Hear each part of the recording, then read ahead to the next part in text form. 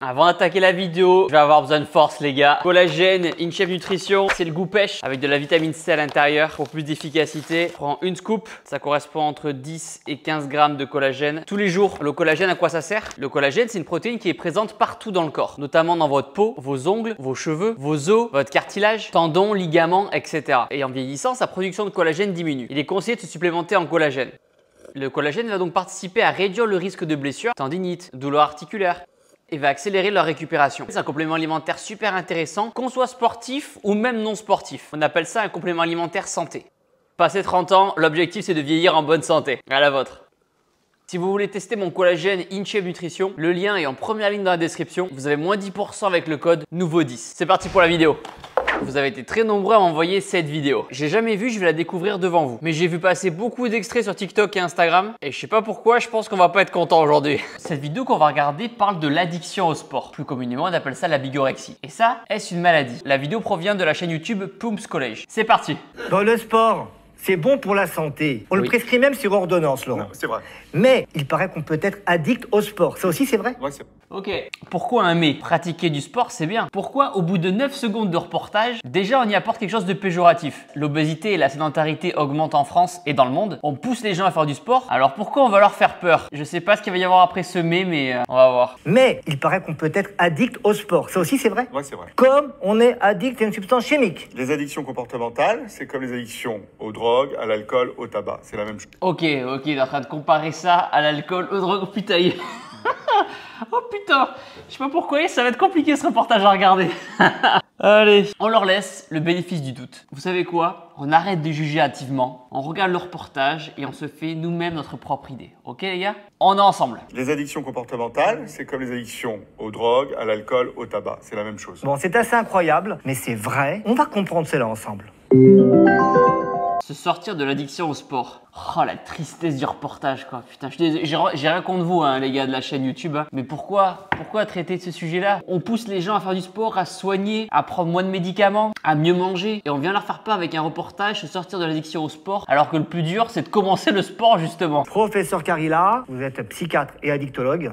Dites-moi, comment savoir si ces personnes sont addictes au sport? Il faut utiliser le moyen mnémotechnique des 5 C. Donc vous nous parlez des 5 C. Les 5 C, cuisses, compléments alimentaires, caféine, courbature et créatine, c'est ça? On va voir quels sont ces 5 C. Retenez parce qu'avec cela, on pourra savoir si on est malade ou pas. Putain, faites le test avec moi les gars, on va rigoler. Hein. Est-ce qu'on est malade ou pas? Putain, mais on est malade. Putain, ça commence à peine, ça m'énerve. Allez, est-ce qu'on est malade? Le premier C, c'est un usage compulsif de sport. Le deuxième C, c'est une perte de contrôle, on n'arrive pas à gérer. Le troisième C, c'est un craving, c'est une envie irrépressible de consommer, une envie à crever de faire du sport. Le quatrième C, c'est un usage continu, tous les jours. Et le cinquième C, c'est des conséquences sur sa vie psychique, physique et sociale. Ok, bon ben je suis clairement addict. Je sais pas vous qui regardez le reportage, mais quelque part, est-ce que c'est pas la plus belle addiction au monde? Ce qui est vraiment horrible, je trouve, c'est qu'on présente du coup l'addiction du sport. Ils mettent derrière une photo d'une cigarette, d'une clope, comme si l'addiction au sport était aussi néfaste que l'addiction à la cigarette. Ça va même plus loin, ils ont mis derrière de la coque. Addiction au sport égale t'es un gros drogué. Il faut avoir les 5 C pour dire qu'on est malade pendant 12 mois. Ça fait 16 ans. Ça fait 16 ans que j'ai les 5 C. Oh putain. En vrai, j'ai des amis, j'ai un métier, je vais me marier. Bon, ok, je sors pas en boîte ni dans des bars. Et pourtant, je fais du sport 1 à 2 fois par jour. Il y a même mon chat qui est scandalisé par le reportage et qui veut regarder ce que c'est. Allez, c'est parti. Autrement dit, il suffit pas d'aimer le sport un petit peu à outrance pour se dire qu'on est malade. Quoi. Non, encore une fois, le sport, c'est bon pour la santé. Il y en a qui consomment un peu plus de sport que les autres. Et s'il n'y a pas ces symptômes-là, si c'est pas continu dans le temps, s'il n'y a pas des signes de manque quand on n'en fait pas. Alors, moi, j'ai un signe de manque. Quand je fais pas de sport, je vais être honnête avec vous, les gars. Moi, clairement, si je peux pas m'entraîner, je peux m'entraîner. Si j'ai envie de m'entraîner, alors il y a des jours de repos, bien sûr, mais il y a le repos actif qui existe, c'est-à-dire faire 1 heure de vélo, faire 1 heure de marche. Même si on est accro au sport quelque part, le sport, ça veut dire activité physique. Et activité physique, vous en faites quand vous allez marcher, quand vous allez vous balader. Moi, tout ce que je veux, c'est que vous ne restiez pas allongé toute une journée, par exemple. Mais je considère faire du sport, d'aller marcher en forêt, aller au boulot à vélo, je prône vraiment un mode de vie actif. Si c'est pas continu dans le temps, s'il n'y a pas des signes de manque quand on n'en fait pas, s'il n'y a pas un phénomène de tolérance où il faut augmenter sa capacité de sport, non, on n'est pas addict. Alors, on pense quand même que les addictions au sport sont moins graves que les addictions aux drogues ou à l'alcool? Et Oui, oui, oui, c'est moins grave. La réponse est oui. Maintenant, qu'est-ce qui va être dit dans le reportage? aux drogues ou à l'alcool? Et là, vous n'êtes pas d'accord? Non, c'est pas vrai. Il faut prendre le mot addiction. C'est ça le mot central. L'addiction, c'est une maladie chronique. Et l'addiction va entraîner des conséquences. Quand on va faire du sport à outrance, il va d'abord avoir des conséquences physiques. Oui, perdre du poids, prendre du muscle, la satisfaction de l'effort, la dopamine, endorphine, hormone du plaisir, être fier de soi, vieillir en bonne santé, avoir une belle peau. Il va d'abord avoir des conséquences physiques, comme des fractures de fatigue, des entorses, etc. J'ai fait 16 ans de musculation, alors je touche de la table, hein. Je me suis jamais blessé en musculation. Je me suis blessé en faisant de la boxe. Je me suis déjà blessé en crossfit, c'est une réalité. Mais c'était lié à une chute et pas à une fatigue répétée. Après, là-dessus, on est tous différents, bien sûr. Je suis certain qu'en commentaire, vous pourrez mettre des témoignages différents du mien. Quand on va faire du sport à outrance, il va d'abord avoir des conséquences physiques, comme des fractures de fatigue, comme des entorses, etc. Il dit ça comme c'était quelque chose qui arrivait régulièrement. En plus, avec le collagène Inchef Nutrition, beaucoup moins de risques. Hein. Non, plus sérieusement, il dit ça comme si tous les mois on se faisait une entorse. C'est pas vrai. Après oui, il faut pratiquer le sport de façon intelligente. Bien s'hydrater, bien manger, justement éviter l'alcool, bien dormir, consulter pourquoi pas des professionnels de santé, ostéo, kiné, en prévention des blessures. Et il va y avoir aussi des conséquences psychiques. Psychique, ça peut être un bien-être mental, être fier de soi. C'est ce qu'il va dire, n'est-ce pas? tristesse, de la dépression, de l'anxiété. Putain! Psychique. Et psychique, ça peut être de la tristesse, de la dépression, de l'anxiété, des troubles du sommeil, etc. Alors, J'ai du mal à comprendre. Il est en train d'évoquer des choses qui peuvent arriver si on fait pas de sport, n'est-ce pas? Parce que justement, faire du sport participe à réduire l'anxiété, participe à réduire la dépression. Je dis pas que le sport est la seule solution à ces problèmes-là, mais c'est une petite pièce du puzzle. Qu'est-ce qu'il nous dit le copain là? Ça peut être de la tristesse, de la dépression, de l'anxiété, des troubles du sommeil, etc. alors, Mais justement, on dort bien quand on fait du sport. C'est lunaire. C'est lunaire. Je savais même pas qu'il y avait des gens qui pouvaient penser comme ça. Je pensais que faire du sport, pour 100% des gens, c'est quelque chose de positif en vrai. De la tristesse, de la dépression, de l'anxiété. Même le mec en face, il y croit pas. alors, il y a une autre conséquence ou cause, vous allez nous expliquer, psychique, c'est le fait de se regarder dans un miroir. Hein. Oui, parce qu'on est fier de soi, parce qu'on est fier du travail qu'on a accompli. C'est quoi ces conneries? N'est-il pas vrai qu'avant d'aimer les autres, il faut s'aimer soi-même? Moi, je le pense. Hein. Dans un miroir, hein, de regarder ses muscles, voilà, toute la journée. Oh là là, putain! J'ai l'impression de revenir dans les années, début des années 2000. J'ai l'impression qu'on vient de faire 25 ans de retour en arrière avec des gens qui comprenaient rien au sport. C'est ouf, c'est tellement cliché. Oh là là, putain. Ah, ça s'appelle la bigorexie. La bigorexie, Ce que je disais tout à l'heure, la bigorexie, c'est l'addiction au sport. c'est l'inverse de l'anorexie. Je suis pas complètement d'accord avec ça, parce que pour moi, l'inverse de l'anorexie, ce serait de vouloir manger à outrance, ce qui n'est pas le cas de la bigorexie. Le seul point commun, c'est que dans les deux cas, on a une perception de notre corps qui n'est pas exacte. On se voit soit trop maigre, soit trop gros. Ce qui va être problématique, par contre, c'est quand on fait trop de sport et que ça vient empiéter sur la vie personnelle, la vie sociale. C'est quand, par exemple, le manque de sport provoque des sautes d'humeur. Quand vraiment, on peut pas en faire et on est énervé. Et je vais être honnête avec vous, ça peut être mon cas. S'il y a un jour où je sais que je vais pas pouvoir faire de sport, je vais être énervé. Mais ça n'arrive pas, puisque j'arrive toujours à faire mon sport. Disons que je vais organiser mon planning pour, par exemple, si je dois partir en déplacement la journée à Paris, je prends mon avion un peu plus tard de façon à aller courir le matin. Ou alors je rentre un peu plus tôt pour aller courir le soir ou faire de la muscu. Mais je suis conscient qu'une grande partie de ma confiance en moi tient de ma capacité à faire du sport. Et même si cette personne ressemble à Fabrice Eboué, ça reste un professionnel de santé et il faut l'écouter. Je suis là pour défendre mon univers qui est le sport, la musculation, le fitness. Mais je suis là aussi pour entendre ce que cette personne a à nous dire, d'en prendre conscience et d'adapter ça à notre quotidien. On est en restriction alimentaire, on est très maigre, on est très maigre. La bigorexie, c'est ce qu'on appelle un trouble dysmorphique corporel. C'est-à-dire qu'on veut être encore plus musclé, encore plus saillant, C'est une réalité, il a raison. encore plus sculpté. Mais quand on voit cela, ce bodybuilder, qu'est-ce qu'on se dit? On se dit qu'il est bigorexique ou Non. on ne peut rien dire? On peut rien dire. Vous avez vu que c'est un phénomène de mode chez les adolescents, cette musculation, faire de la musculation, on ne peut rien dire. Phénomène de mode qui commence à durer quand même. Ça commence à faire plus de 10 ans maintenant que c'est la mode chez les jeunes. Et encore une fois, c'est toujours pareil. C'est une bonne mode. Faut arrêter de jeter la pierre aux gens qui font du sport. Mais c'est comme tout. Il faut trouver un équilibre dans sa vie, dans son quotidien. Donc le fait de rechercher du muscle, ce n'est pas le signe de l'addiction au sport. Et est-ce que c'est la durée de pratique d'activité physique? En gros, quelqu'un qui a besoin d'aller au sport tous les soirs, 2 heures par jour, est-ce que ça peut être un critère d'addiction au Non, sport? encore une fois, le temps, non. C'est tous les symptômes qu'on a vus autour des 5C. En gros, je suis en train de travailler, je m'arrête de travailler, je sors, je vais courir. Alors, Ça m'arrive, mais pas comme ça directement. En gros, moi, je travaille depuis la maison. Et quand je passe trop de temps assis, au bout d'un moment, j'arrive plus à être productif. Et du coup, je me dis, allez, c'est l'heure pour moi d'aller m'entraîner. Là, par exemple, je tourne la vidéo, il est 9h19 du matin. À 10h30, j'ai CrossFit. Faire du sport dans sa journée permet aussi de faire une sorte de pause mentale. On recharge les batteries en bougeant et ensuite, on peut se reconcentrer plus facilement dans son boulot. C'est comme ça que moi, je le vis en tout cas. D'ailleurs, si vous avez des remarques ou des témoignages, dites-le en commentaire, c'est super intéressant comme sujet. Je suis en train de travailler, je m'arrête de travailler, je sors, je vais courir. Très schématique, mais c'est une réalité. En fait, on est perturbé par le sport. C'est comme de la drogue, c'est comme fumer une cigarette. Vous prenez l'exemple des gens qui fument des cigarettes. À un moment, ils s'arrêtent, ils vont fumer. Le matin, ils se réveillent, ils vont fumer. Vous voyez tous ces éléments-là de... Ouais, ok. Le parallèle avec la cigarette, il est dur, mais je peux comprendre son parallèle avec le côté addiction. Même si on ne peut pas faire du sport au même rythme qu'on fume des cigarettes. Parce qu'il y a des mecs qui fument un paquet de cigarettes par jour. Nous, si on fait déjà une séance de sport dans la journée, c'est déjà cool. Donc c'est perte de contrôle, craving, l'envie de consommer, usage compulsif, on ne peut pas s'empêcher d'eux, et il y a des conséquences. Les fameux 5C. Alors il y a une autre manière de faire le diagnostic, de détecter cette addiction au sport, c'est avec un questionnaire. Ouais. Ok, intéressant, on va le faire ensemble. Questionnaire, hein, c'est un questionnaire validé. Faites-le aussi avec moi dans les commentaires et on va comparer un peu nos réponses. Première question, hein, exercice est ce qui compte le plus dans ma vie. Et là, on cote entre 1 et 5. C'est un Likert, ouais. C'est ça, on met entre 1 et 5 la note. Le 1, c'est rien, le 5, c'est beaucoup. L'exercice est ce qui compte le plus dans ma vie. 5, hein. Des conflits ont surgi avec ma famille à propos de mon entraînement. Alors, une fois...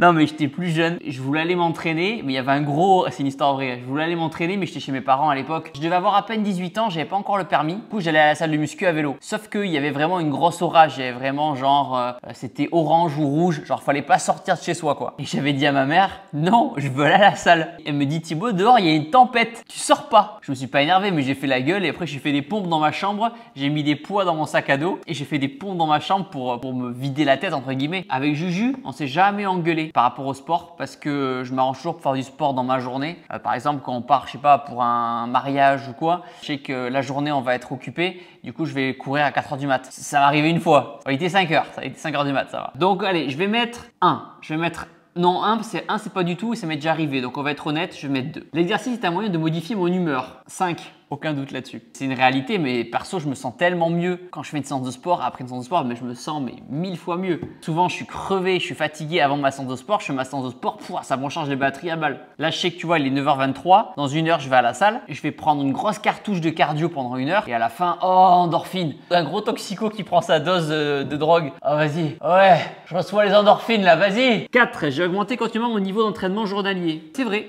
C'est vrai, puisque j'ai commencé avec eux au début, quand j'ai commencé la musculation à 17 ans, je faisais peut-être 3-4 séances de muscu par semaine et aujourd'hui, j'en fais tous les jours et des fois 2 fois par jour. 5. Si je rate un entraînement, je me sens de mauvaise humeur, irritable. C'est vrai. Alors, si je rate un entraînement, disons que comme encore une fois, c'est pas possible. En fait, je suis vraiment bigorexique. Plus je vous parle, plus je me dis que je suis bigorexique. Je le savais, mais c'est pas possible que je rate un entraînement. C'est ça que je peux vous dire. C'est que je vais caler mon planning de façon à pas rater un entraînement. Par exemple, mardi prochain, j'ai un tournage en déplacement sur Lyon où c'est moi qui prends mes billets d'avion et je sais très bien que le matin, je vais pouvoir aller courir parce que l'avion, du coup, décolle plus tard. J'arrange vraiment tout le temps mon planning pour faire du sport dans ma journée. 6. Si je réduis ma quantité d'exercice, je finis toujours par reprendre mon entraînement au même niveau qu'avant. Bon, en fait, c'est jamais arrivé de réduire ma quantité d'exercice. Donc, on va mettre 5. Donc, ça nous fait combien? 5 plus 2, 5, 6, 7, plus 5, plus 5, plus 4, plus 5. 4, 25, 26. Vous me direz en commentaire combien vous avez eu, vous. Et si vous avez un score supérieur à 24, vous êtes sujet à risque d'addiction. Oups.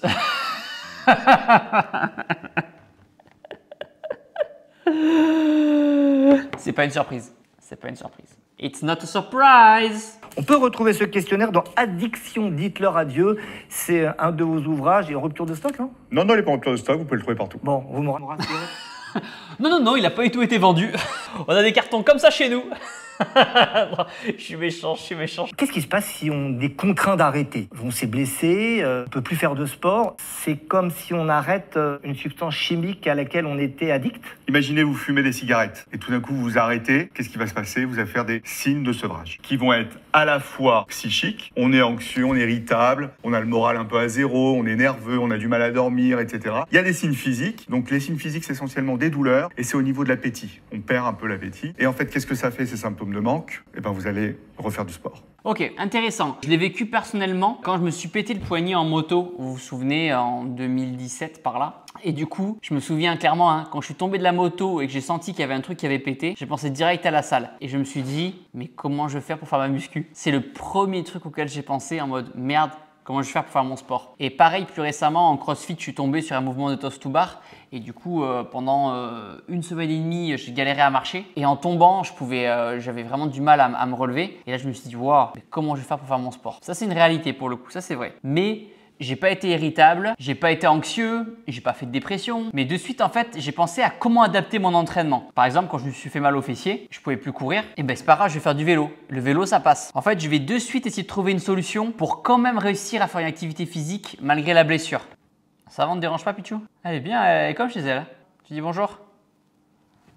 Ah, nickel. Et c'est l'avantage de la musculation. Si on ne peut pas faire tel ou tel exercice à cause d'une blessure, il existe plein de variantes qui existent pour quand même stimuler le muscle. Comme l'addict à la cocaïne, qu'est-ce qu'il va faire quand il y a des signes de manque? Il va reprendre. Mais pendant cette période d'arrêt, ça doit être difficile à tenir. Quand j'étais à l'hôpital de Lyon pour l'opération de mon poignet, je me souviens, il y avait un infirmier, je le remercie et je lui passe le bonjour, il m'avait récupéré des élastiques. J'avais mis l'élastique au niveau de la poignée de la porte et du coup, je travaillais le dos, je travaillais les biceps, je travaillais les triceps. Donc en fait c'est ça, j'essaie de pas m'arrêter de base. Après ça m'a pas empêché de perdre du muscle, mais c'est pas grave, le corps a une mémoire, la mémoire musculaire et rapidement après vous reprenez tout ce que vous avez perdu pendant cet arrêt. C'est très difficile à tenir puisqu'on est dans un process addictif. On est dans une maladie. Donc vous imaginez, c'est les symptômes inverses de la consommation.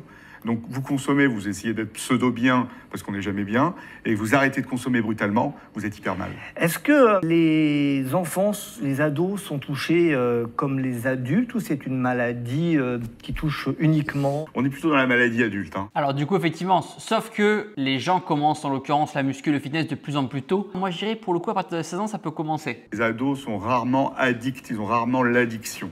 Il y en a qui vont être vulnérables dans leur adolescence avec des signes comme l'estime d'eux-mêmes faible, ils se sentent pas bien, ils sont déprimés, ils sont anxieux, ils sont hyperactifs, tout ce que vous voulez. C'est des symptômes qui peuvent participer, mais ils vont être addicts tardivement. C'est plutôt un début âge d'adulte. Et est-ce que le fait de pratiquer certains sports peut faciliter la survenue d'une addiction au sport? En arrière-pensée, est-ce qu'il faut éviter d'encourager les ados à pratiquer certains sports pour éviter l'addiction à l'âge adulte? Non, on est dans les sports, c'est les sports un peu très vus en ce moment, qui sont sur les réseaux sociaux, la course à pied, c'est les salles de sport et c'est la musculation. Il y a un phénomène de mode chez les ados actuellement qui, à mon avis, il faut faire attention parce que sur le plan orthopédique, sur le plan rhumatologique, et sur le plan de la santé psychique aussi, ils se musclent, mais sans aide, sans coaching, etc., ça peut être dangereux. C'est vrai et pas vrai. Il y a beaucoup de gens, notamment des débutants, qui dans les salles de sport low cost, il n'y a pas de coach. Donc ils font n'importe quoi au niveau des mouvements. On le voit tous en salle de sport commerciale. J'ai eu la chance, moi, de commencer dans une salle de sport où il y avait un coach qui faisait des programmes, qui regardait nos mouvements, etc. Et avec le recul, je me dis que j'étais très chanceux quand même. Sébastien, j'espère que tu vas bien. Ils se musclent, mais sans aide, sans coaching, etc., ça peut être dangereux pour leur croissance. Ça peut être... Ça, c'est faux. Le fait de dire que la musculation freine la croissance, c'est une idée reçue. La muscu va renforcer vos os, vos muscles et même votre posture. La posture, c'est le fait de se tenir droit, qui d'ailleurs peut justement vous donner l'illusion d'être plus grand, de bien vous tenir. Ce qui va freiner par contre la croissance, ça va être une mauvaise alimentation et notamment une carence en protéines et un manque de sommeil. Il faut bien sûr aussi être prudent sur les charges que les adolescents vont soulever, notamment sur des exercices comme le squat. Laissez votre ego à la maison et faites un mouvement propre, contrôlé. On a souvent l'idée, et ce que vous décrivez, qu'une addiction peut être remplacée par une autre addiction. Oui. Est-ce que, il ne vaut pas mieux être addict au sport qu'addict à une substance chimique? Autrement dit, oui. Imaginons que vous recevez un patient addict à une substance chimique, est-ce que vous n'auriez pas intérêt à le rendre addict plutôt au sport pour qu'il abandonne la substance chimique? Oui, la réponse est oui. Je ne sais pas si vous me suivez. Oui, je vois bien. Non, mais en fait, l'addiction, c'est une maladie. Donc, peu importe le substrat de la maladie, que ce soit une substance ou un comportement, il faut traiter la maladie, donc l'addiction. Oui, bon, quand même, je place l'addiction au sport pas au même niveau que l'addiction à la cocaïne, la drogue, la clope, etc. Ça reste mon avis. Vous le débattez en commentaire. Pour vous, c'est kiff-kiff. C'est pareil. Mais c'est vrai que l'exercice physique régulé, on le recommande dans toutes les formes Oui, d'addiction. exercice physique régulé, pas une addiction au sport pour remplacer Voilà, une addiction tout à fait. à une substance chimique. Oui, bon après en même temps, j'ai jamais été accro à des substances chimiques, donc moi je fais pas du sport pour remplacer notre addiction. J'essaie de prendre du recul vis-à-vis du reportage. Mais je reste pas d'accord avec le fait de faire peur aux gens. Avant de faire peur aux gens avec l'addiction au sport, il faudrait plutôt consacrer du temps d'antenne à les motiver à faire du sport. La réalité est que oui, le sport peut être une addiction. Et comme toute chose dans la vie, il faut en faire avec modération. Même si je suis mal placé pour vous dire de faire du sport avec modération. Il faut utiliser le sport à bon escient et pas se faire utiliser par le sport. L'addiction au sport est quelque chose de réel. Est-ce qu'on peut guérir de l'addiction au sport? Moi, j'aime pas le mot guérison dans les addictions. Je parle plutôt de rémission longue. Oui, si on s'accroche à un programme de soins. Le programme de soins, en gros, dans les addictions, c'est au moins une année avec de la psychothérapie, avec des médicaments s'il faut, des groupes de parole, avec du soutien psychologique, avec du renforcement motivationnel. Vous voyez. Et il y a aussi, vous voyez, moi je parle pour les addictions en général, le sport c'est valable aussi, je parle de l'arbre addict. Vous voyez, quand vous voyez un arbre dans la rue, il y a des branches. Ben, chaque branche représente une addiction. Alors si vous avez une branche sport, il faut aller traiter les racines, c'est le fond du problème, c'est votre histoire personnelle, c'est les nœuds dans votre vie, ça faut les traiter aussi. Après moi j'ai commencé la muscu à 17 ans parce que je me suis fait tabasser la gueule à coups de batte de baseball dans la rue. Et effectivement, ça peut être le début d'un traumatisme. Je dis ça en rigolant, mais moi je suis content d'être tombé sur cette drogue-là, cette addiction-là, parce que j'ai trouvé ma passion, alors qu'à la base je faisais du sport pour faire du sport, mais sans plus. J'ai régulé mon alimentation, je mange bien, je bois plus d'alcool, je dors bien la nuit, je suis heureux, j'en ai fait mon métier. Grâce à ma passion pour le sport, j'ai pu motiver plein d'entre vous à en faire aussi. Donc moi je suis content en fait d'avoir eu ce traumatisme à la base. Et je recommande beaucoup pour ça la psychanalyse. Parce que si on ne traite pas la racine, bah, ça repousse. Bah c'est ça, vous traitez le problème sport, donc vous coupez la branche repousse. Alors, une dernière question, Laurent, je ne peux pas m'empêcher de vous la poser parce que tout le monde veut savoir. Vous êtes un fan de heavy metal. C'est vrai. Est-ce que le heavy metal, ça peut être une solution pour aller mieux, notamment contre les addictions? C'est une addiction positive. Alors non, je suis pas d'accord. Je suis sûr qu'on peut trouver des trucs négatifs à écouter trop de musique. Vous nous faites chier avec le sport, je vous fais chier avec la musique. Merde! Plus sérieusement, j'ai hâte de lire vos retours en commentaire. Je le rappelle, pour commander votre collagène InShape Nutrition, le lien est en première ligne de la description. Vous avez moins 10% avec le code NOUVEAU10. Je ne dirai qu'un mot, faites du sport de façon contrôlée, mais surtout, faites du sport. À très vite dans de nouvelles aventures. Ciao!